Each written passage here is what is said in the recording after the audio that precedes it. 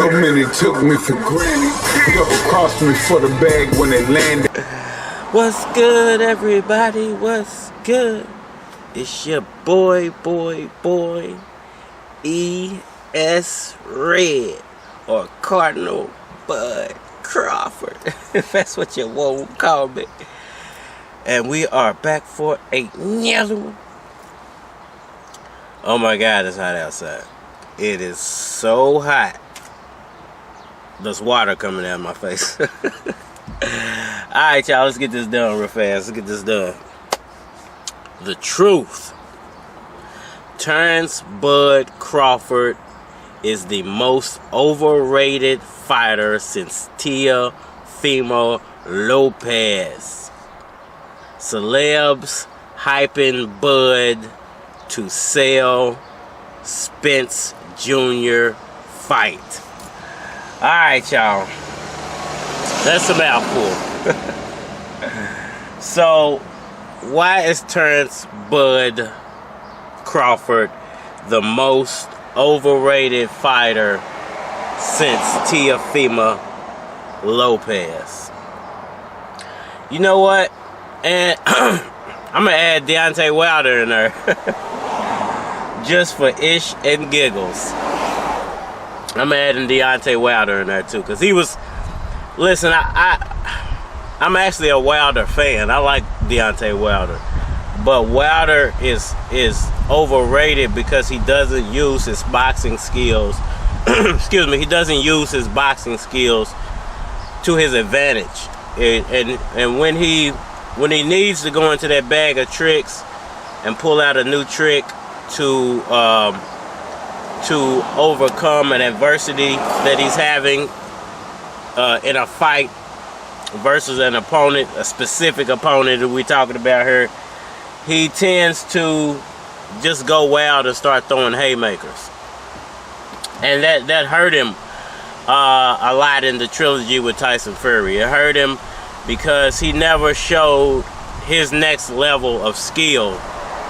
I'm not talking about like next gear or pushing the power to another level or pushing the speed to another level. No, he never pushed his boxing skills to the next level. And I feel the same way about Teofimo Lopez. Teofimo Lopez, I felt like was a hype job from the beginning just because of the way he secured the Lomachenko fight in the first place. He didn't actually, it wasn't like a mandatory fight. It wasn't even a fight that Lomachenko was looking to have. He hype trained his way into a fight with Lomachenko. He basically followed him around. He pulled what's his name? Shannon Briggs. He did what Shannon Briggs used to do, which was following Klitschko around, baiting Klitschko into a fight. And he basically was the equivalent of a lightweight Shannon Briggs. And him and his father basically followed Lomachenko around until they got Lomachenko to take the fight. It's a good tactic if that's you know what you do. If what you do is trying to secure a fight. But at the end of the day, Lomachenko to me lost that fight because Lomachenko was injured, not because Lomachenko didn't live up to his potential. And I actually think Lomachenko was overhyped, but overhyped for a different reason. And I'm starting to think the same thing about, you know, I think the same thing about, I'm not starting to, I feel the same way about Bud Crawford as I do about Deontay Wilder and as I do about Teofimo Lopez. I feel like he's overrated. I don't feel like he's tested as a welterweight. I don't feel like he's tested himself as a welterweight.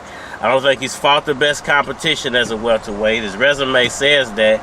And on top of all of that, when he even hypes himself up for something and then receives it, he goes and hides in the corner like he didn't get what he wanted. I feel like Bob Arum babied that man so much and fed his ego so much that Terence Crawford believes the hype. Terence Crawford, which is good for a fighter, because a fighter should always believe in himself, but you should never believe in the hype. You should believe in yourself, not the hype. And I think Bob Arum, his front job, his promotional job, his promotional train was so good for Terence Crawford, and so many people got on board the Crawford train without actually looking at the analytics or the what do you call it, or the breakdown sheet, you know, the manufacturer sheet of his actual talent. And you know, now that Bob Arum no longer represents, or Bob Arum threw Bud away, for lack of a better word, or no longer represents Terence Crawford, I think the truth is now settling in to Terence Crawford that maybe he really wasn't what he thought he was. Not to say his talent can't get him where he's supposed to be at, because he should be at a higher level. Being that his age and everything, he should be at a higher level than what he is. It's not Bob Arum's fault that Terence Crawford wasn't marketable enough, or wasn't fan friendly enough to be sellable.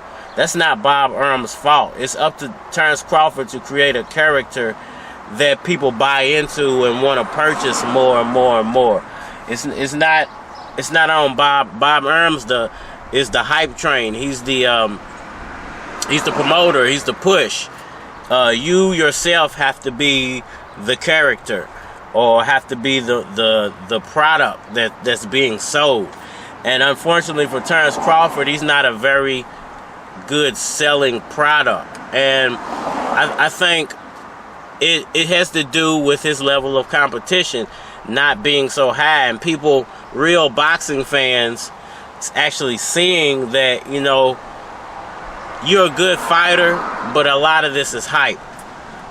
You have real boxing talent, but you haven't faced stiff competition. You have the ability to have upside, but you stall that upside by not taking specific fights at specific times that would have put you in a better position to be more acceptable by boxing fans. And you can't blame that on Bob Arum. You can only blame that on Terence Crawford at this point. And for those reasons, I feel like he is a bigger hype job than Teofimo.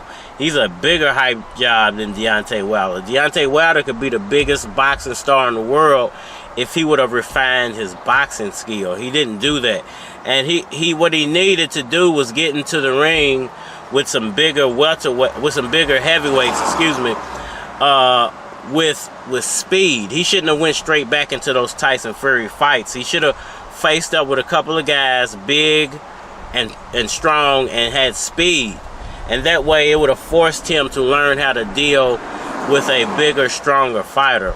And the speed would have helped him learn how to move his feet quicker, how to move his hands quicker, how to put himself in quicker defensive positions, instead of just reverting back to being a power puncher when he got met with adversity. Because Tyson Fury is not that skilled. I'm sorry if all the Tyson Fury fans who watch me, he's not that skilled of a boxer. He's just big and awkward to deal with. But speed, hand speed, foot speed, and ring IQ would beat Tyson Fury on any day of the week. Any heavyweight with hand speed, foot speed, and a ring IQ will beat Tyson Fury on any given day. And it could end up being Uzeki. I'm riding with Uzeki, but I like Anthony Joshua at the same time, so I'm kind of torn between the two when it comes to this rematch. But it could be Uzeki, it could be Anthony Joshua who exposes him. But well, we got to get there when we get there. As far as Terence Crawford goes, you know, and the celebrities, you know, the celebrity hype, now he no longer has Bob Arum to hype him, but he has ESPN still backing him. So ESPN is using their connections with former fighters to build this fight up, because they're investing in Terence Crawford. So they need to make as much money off of Crawford when it comes to this fight, whether he wins or loses.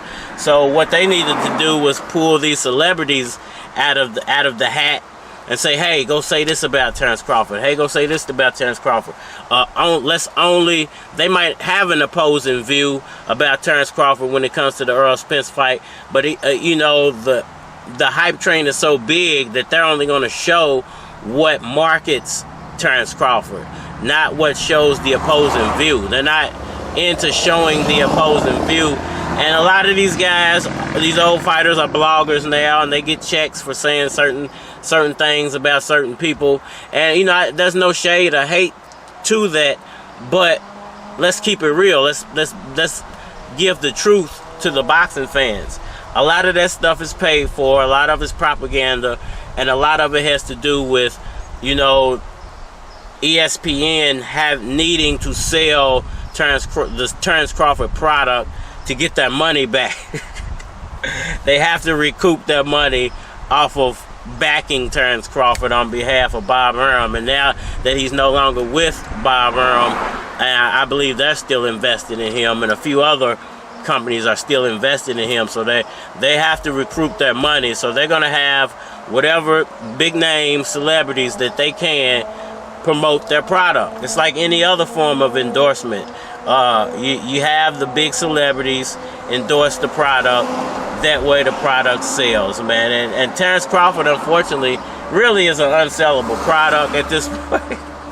People see through the hype, people see through the resume, and people seen what Errol Spence was able to accomplish and keeps accomplishing.